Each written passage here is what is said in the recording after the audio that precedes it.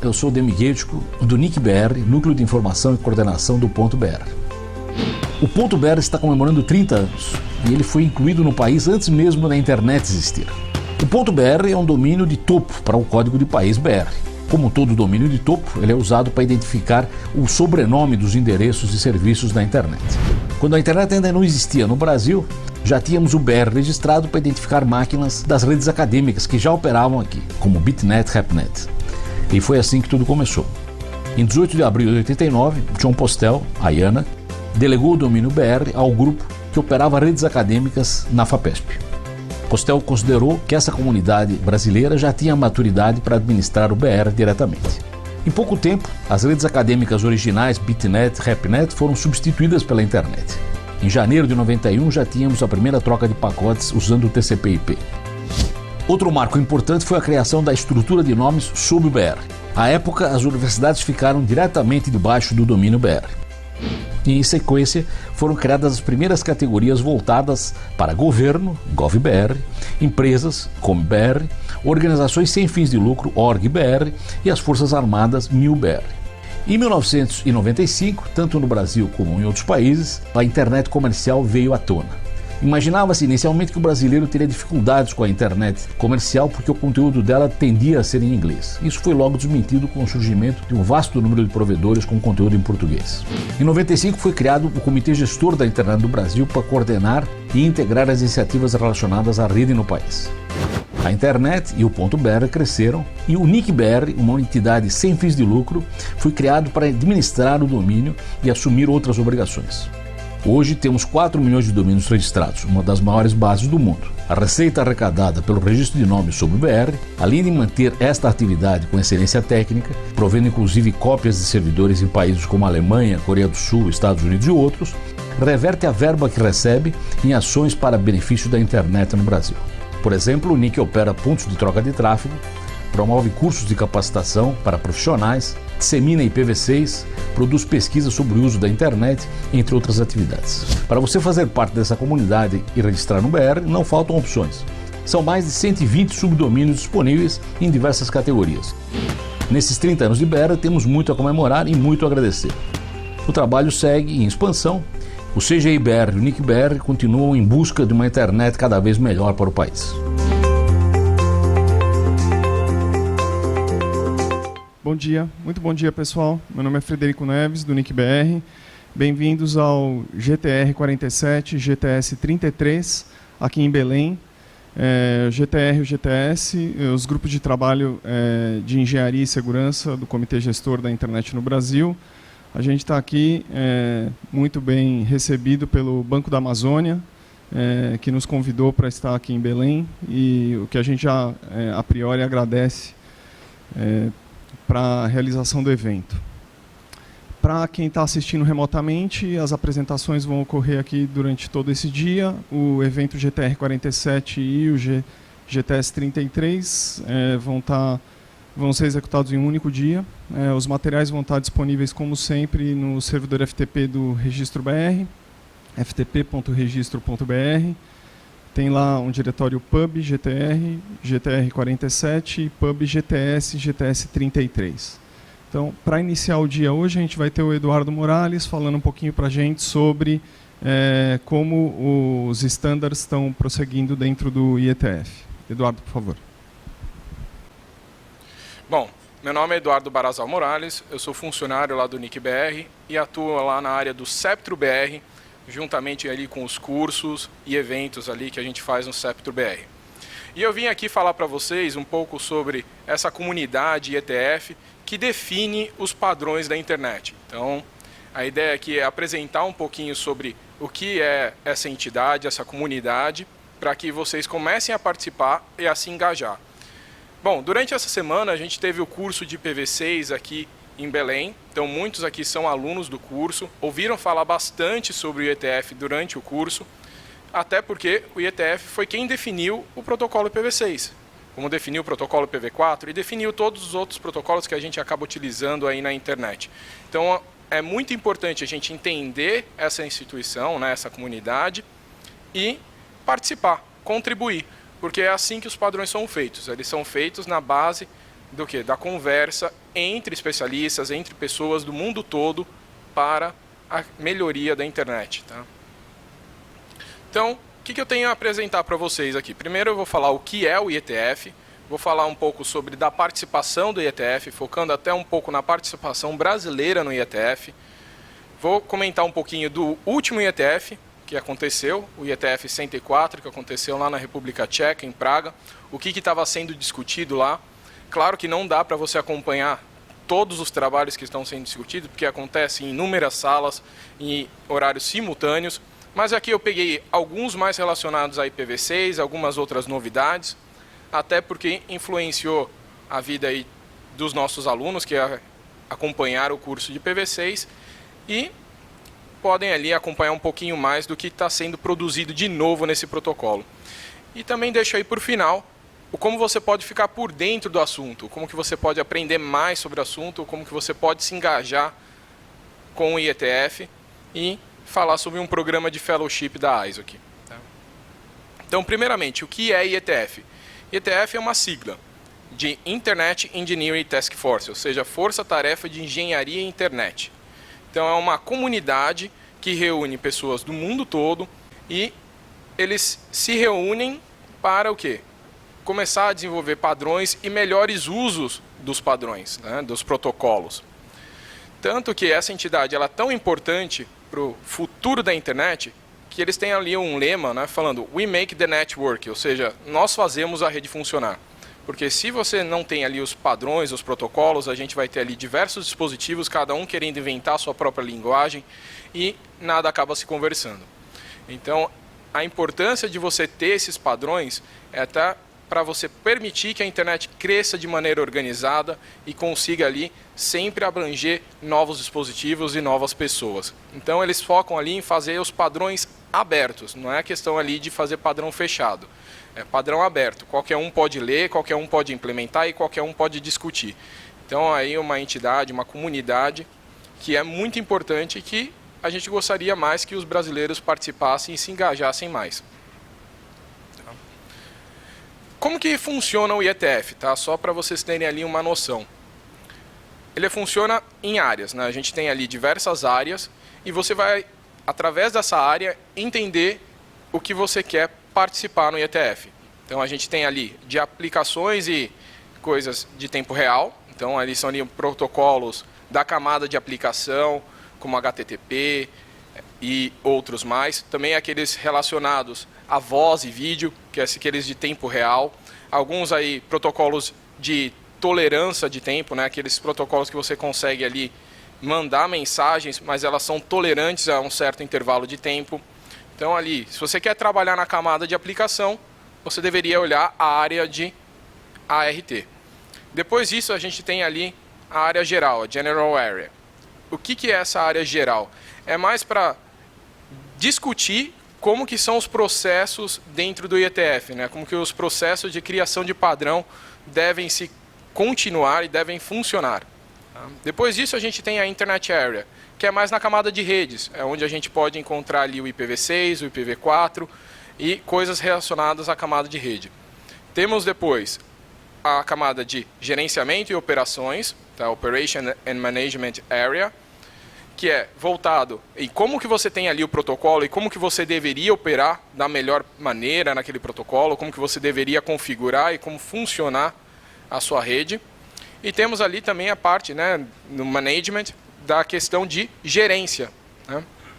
Então ali são os protocolos ali de gerência, como NetConf, SNMP e outros mais. Depois a gente tem a Routing Area, né, a área de roteamento, que é voltada ali para protocolos de roteamento, o SPF, BGP, tá, o ISIS e MPLS e outros mais. Então aí, se for a sua área de interesse, já começa a investigar os grupos de trabalho que pertencem a essa área. Depois a gente tem o quê? A área de segurança. Então ali, protocolos voltados à segurança. E por fim, a área de transporte, né? Então a gente tem ali, acima da camada 2, sempre tem uma área de atuação. Tem a camada de rede, a camada de transporte, a camada de aplicação. Na camada de transporte a gente vai ver protocolos como ali o TCP, o DP, que se preocupam com comunicação fim a fim. Então uma vez definida a área que você quer atuar, que você quer se especializar, você começa o quê? A procurar os grupos de trabalho. E ali vocês vão encontrar que tem mais de 100 grupos de trabalho. Encontrando o grupo de trabalho que é relacionado à sua pesquisa, à sua área de interesse, você começa a participar. Como que você pode participar? Através de lista de e-mail. Tá? Então ela é uma comunidade bem aberta à discussão. Tá? E você o quê? Entra na lista de e-mail, vai ver todas as discussões, vai poder participar dessas discussões. Tanto lendo o que os outros estão postando, como também escrevendo, né, dando sua opinião. Então ali é uma oportunidade. Então é assim que funciona a criação dos protocolos. A gente está ali numa lista de e-mail. Por quê? Porque é o jeito fácil da gente conseguir atingir o mundo todo. Tá? Então você pode ali opinar da sua casa. A única restrição é que tem que falar inglês, né? Afinal, para fazer uma língua que todo mundo consiga entender, né? Fazer os protocolos numa língua que todo mundo consiga entender. E o que é legal da gente ver? Né? Que o processo de criação de um padrão, de um protocolo, ele é bottom-up. Né? Ou seja, a comunidade está definindo, não é alguma coisa imposta. Tá? Então, vocês, na hora que começam a participar da lista, você tem a sua voz, você começa a opinar, os outros vão discutir sobre a sua opinião, vai melhorar a sua opinião, até chegar num documento e que aquele documento os outros possam seguir, né? Que seria ali o padrão. Então, não é alguma coisa imposta. Ah, o protocolo tem que ser assim, é um grupo de diretores que impõe que o protocolo deveria seguir aquelas normativas e todo mundo obedece. Não, é a comunidade que disse que o protocolo deveria agir daquela forma que seria melhor para todo mundo. Então, é um processo de baixo para cima. Então, essa é a ideia do IETF, de comunidade, de pessoas com o mesmo interesse de fazer a rede funcionar. Tá? Então, eles trabalham em lista de e-mail e é esse processo bottom-up. Dentro dos grupos de trabalho, é importante entender que eles têm um estatuto, um tempo de vida, né? Eles têm uma missão. Então, eles surgem e eles vão ali trabalhando na missão, criando protocolos para até terminar a missão daquele grupo de trabalho. E aí, depois de terminado, o grupo de trabalho ele termina, né? Ou ele se reestrutura.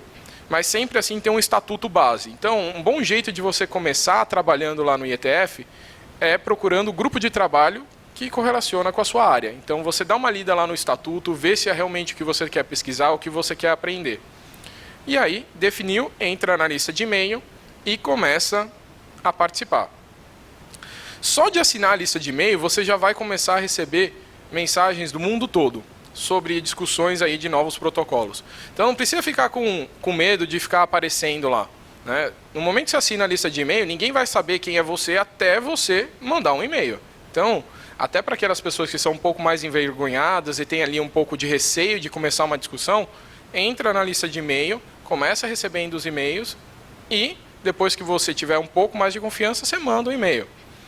Então, definido ali, começando a participar, você vai começar a ajudar a internet a crescer, a se desenvolver.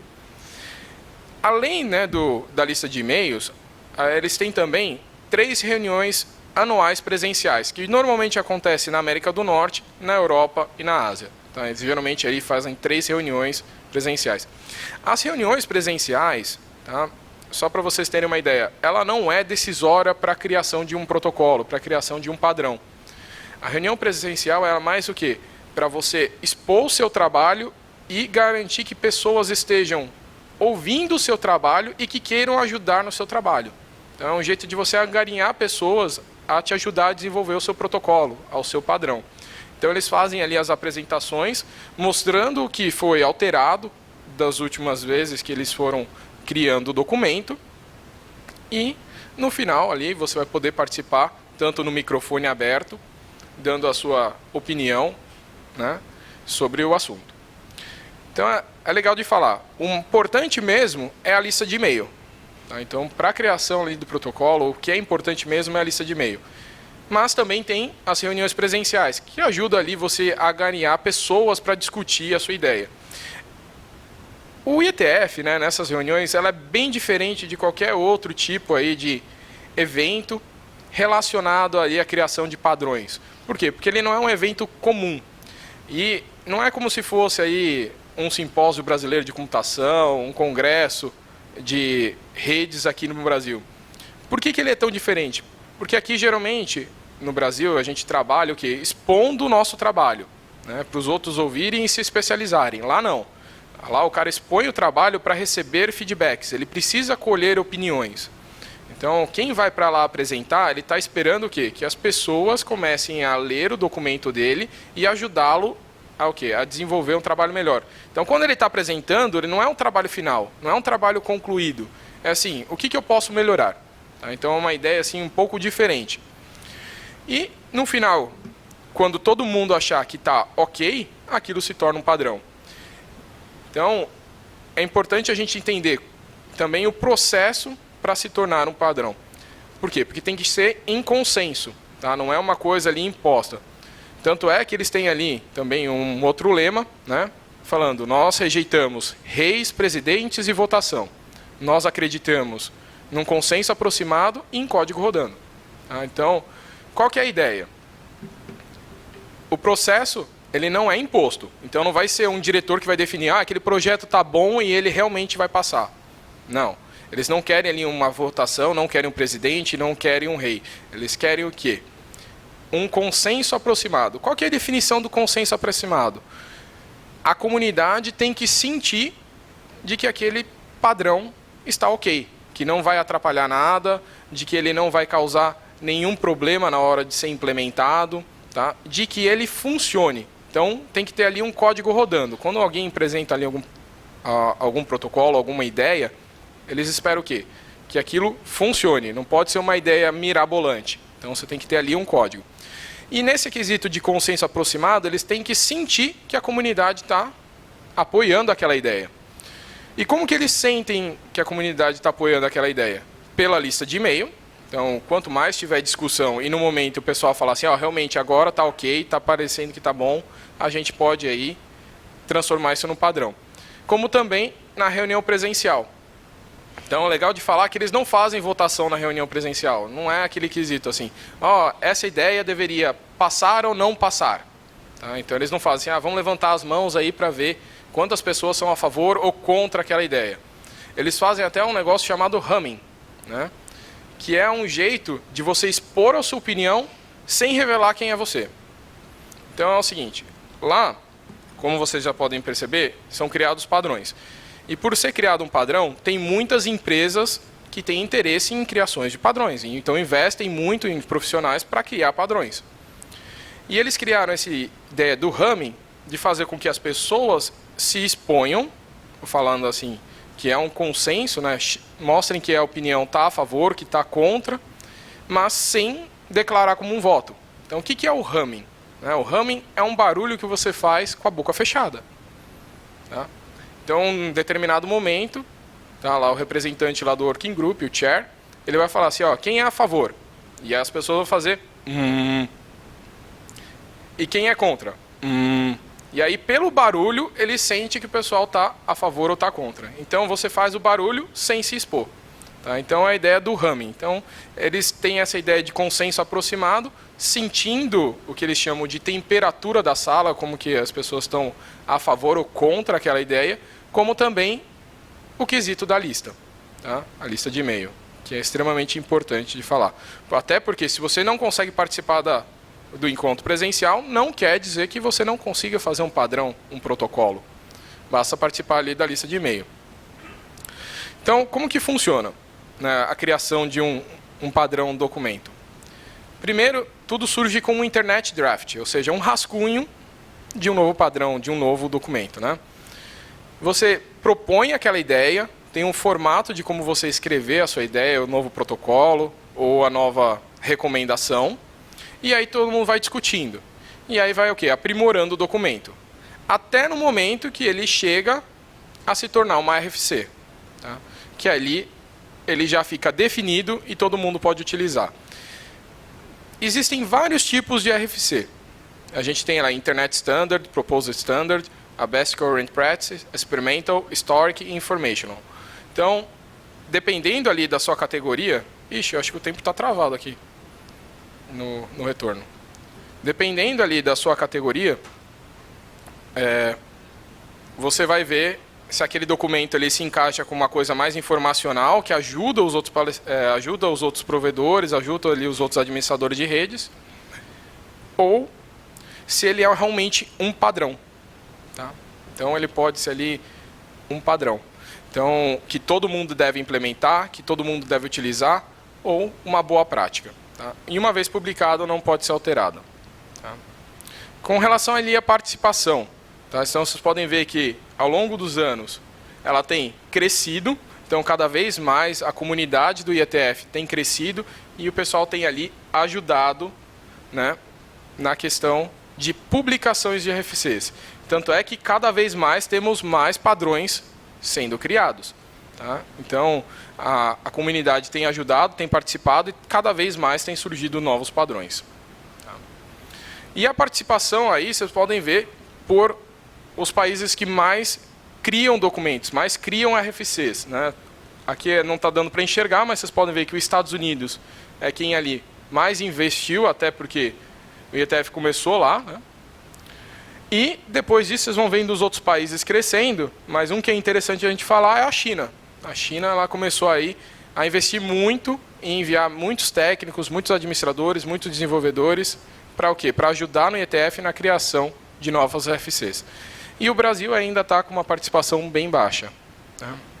Tanto é que se você for ver ali na questão de documentos, né, a gente está dentre os países, a gente está em 19º. Né? Só que também tem que lembrar que aqui ó, é a União Europeia, né? Tem um monte de países que estão aí na nossa frente, alguns estão mais abaixo. Tá?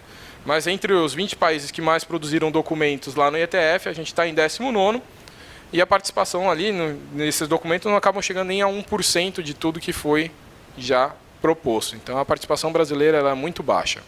Tá?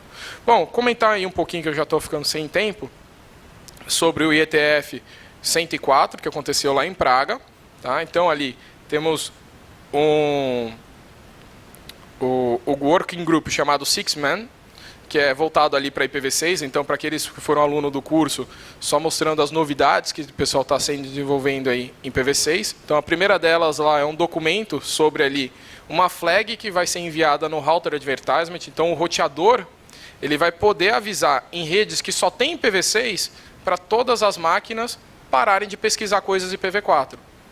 Então, é um jeito ali de você parar de mandar lixo na rede. Então, você avisa aos dispositivos, ó, essa rede é só IPv6, aqui só roteia IPv6, só tem funções IPv6, não tem DHCPv4, então para de querer mandar mensagens aí com o endereço APIPA ou o endereço que for para tentar comunicar com alguém. Então, é uma flag para avisar os dispositivos.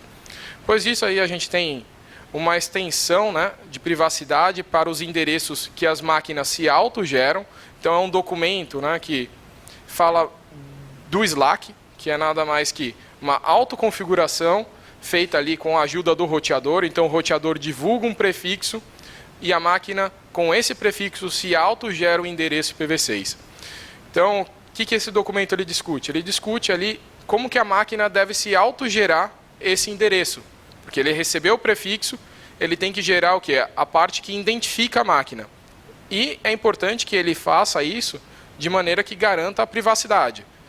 Antes a gente trabalhava muito com baseado no MAC address, só que o MAC address, o quê? Você mudava de rede, você continuava ali com o mesmo MAC address, então era fácil de rastrear pelo endereço IPv6 a máquina. Então não importa se você está conectando aqui no Brasil, está conectando na China ou na Índia, você era possível de ser rastreado. Então ele está ali discutindo inúmeras maneiras de como você pode fazer, né, a geração dos endereços IPv6 de maneira segura, de maneira que garanta a sua privacidade. Pois isso a gente tem ali uma maneira de mandar um prefixo, né, utilizado pelo NAT64, que é uma técnica ali de transição, tá, para que os dispositivos já saibam o prefixo que o DNS64 normalmente usa para fazer a troca do registro do A para o quad A. Então, ali o roteador já pode anunciar esse prefixo para todo mundo. E aí as próprias máquinas já podem saber que eles estão participando da técnica de transição lá do NAT64. Uma outra aí, que é legal da gente comentar, é essa questão aí do Slack, né, na questão de renumeração, né, com eventos de renumeração. Então, uma das coisas lá que o pessoal também apresenta é muitas soluções para os problemas do cotidiano. Então ele pegou lá no provedor dele, ele recebia o endereço do provedor na casa dele via DHCPV6PD e redistribuía aquilo via Slack para dentro da casa. Então ele distribuía via Router Advertisement para dentro da casa. E aí, se por acaso acontece dele cair aquela conexão com o provedor, né, o DHCPV6PD, o que acontece? Ele poderia retomar a rede num determinado momento que fosse voltado à configuração normal, e o CPE, né, o dispositivo que estava na casa do cliente, pode tentar pedir de novo aquele prefixo. E se ele não conseguir? Bom, se ele não conseguir, ele vai ganhar um novo.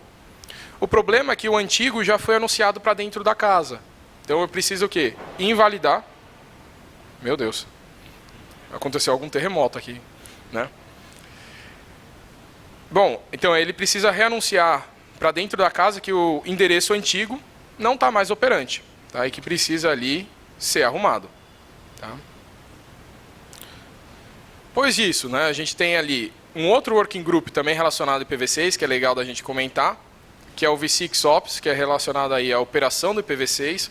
Então eles estão criando aí um documento sobre os prós e contras, as tecnologias de transição, tá, do IPv6 para o IPv4, mas aquelas que trabalham como IPv4 como um serviço, né? IPv4 as a Service, que são aquelas lá que tentam dar uma sobrevida para o IPv4. Tá? Você já trabalha com o IPv6 nativo e você tenta ali dar uma sobrevida no IPv4, que é o 464 XLAT, o DSLite, o MAP-E, o MAP-T. Então, essas técnicas eles estão gerando um documento para o quê? Para discutir as melhores e as piores em determinados cenários. Porque, afinal, surgiram todas essas técnicas porque elas melhoram cada um dos cenários. Tá? E você precisa saber se o seu cenário se encaixa e qual é o melhor. Então ele serve um guia. Ele é um guia ali para quem estiver ali com falta de endereços IPv4, saber ali qual é a melhor técnica que você pode utilizar no seu provedor. E aí ele faz aí um comparativo. Depois disso, a gente também tem um outro documento criado ali para falar sobre problemas operacionais de segurança do IPv6, porque afinal tem muita mudança relacionada ao IPv6 quando comparada com o IPv4. Então ele discute essas mudanças, como por exemplo o Neighbor Discover Protocol, que não existia no IPv4, que era feito pelo ARP. Então ele discute essas coisas no quesito de segurança e fala de técnicas de medicação, tá? De mitigação. Então é uma oportunidade também para seguir como um guia de segurança. Por fim, ali ele tem ali um provedor que apresentou, que é bem legal de dar uma olhada, e para vocês saberem também, ele implantou o IPv6 e encontrou um monte de problemas. Mas ele também não sabia soluções para esses problemas. E ele foi o quê? Mostrar para a comunidade e falar assim, ó, foram todos esses problemas, me ajudem a resolver. Criem padrões, criem boas práticas e me ajudem a resolver. Tá? Então, não simplesmente você pode participar só criando documentos, né, propondo soluções. Você pode apresentar os problemas. Tá? E aí a comunidade vai ajudar. Temos ali também um outro working group que é legal da gente comentar, que é o DHC, é um dos working groups mais antigos em operação no IETF, tá? E que eles estão ali discutindo a possibilidade do DHCP, na questão do IPv6, divulgar não só endereços IPv6, mas como divulgar endereços de camada 2. Tá? Então, endereços de MAC address, que normalmente não é uma coisa que você divulga em camada 3, né? Afinal já está em operação na camada 2. Tá? Então eles fazem aí essa possibilidade de fazer essa divulgação em camada 3. Só que isso ainda está sendo discutido se vai ser aceito ou não. Até porque quem define a camada 2 é o I3E. Tá? Só comentar de um BOF. O BOF, na verdade, ele é uma reunião pré-working group, ou seja, é uma reunião para o pessoal debater se vale a pena criar um grupo de trabalho relacionado àquele tema. E o pessoal estava falando aí sobre o DNS, né, na questão ali dos root servers, né, que teve a mudança aí da chave KSK, que começou em 2015, terminou em 2019. Aí eles estavam querendo saber, como que foi o processo no redor do mundo, o que nós aprendemos, como podemos planejar o próximo, qual vai ser a frequência e como avisar o resto do mundo. Tá? Só para a gente terminar aqui rapidinho, que é legal, como vocês podem ficar por dentro.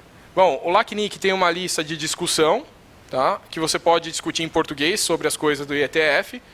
A gente tem ali o Congresso da Sociedade Brasileira da Computação, que vai acontecer aqui em Belém, se eu não me engano, em julho, que ele tem um workshop pré-IETF, então vocês podem ali submeter papers para eles, então papers acadêmicos, e aqueles que ganharem o melhor prêmio de acadêmico do workshop pré-IETF, ganham uma viagem ali para acompanhar o IETF.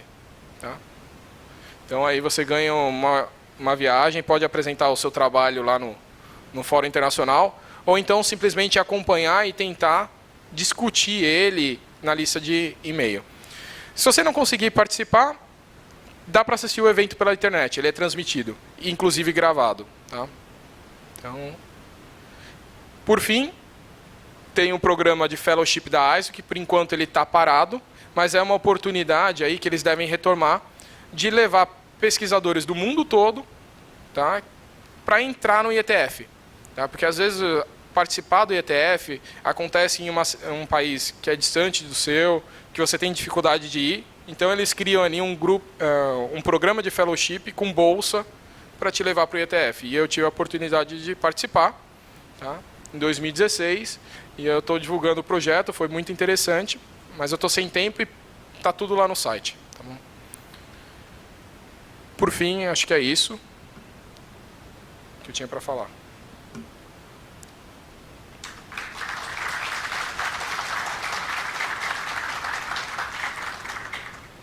Então vamos agradecer só, Eduardo. Eduardo, muito obrigado. Tá? Obrigado.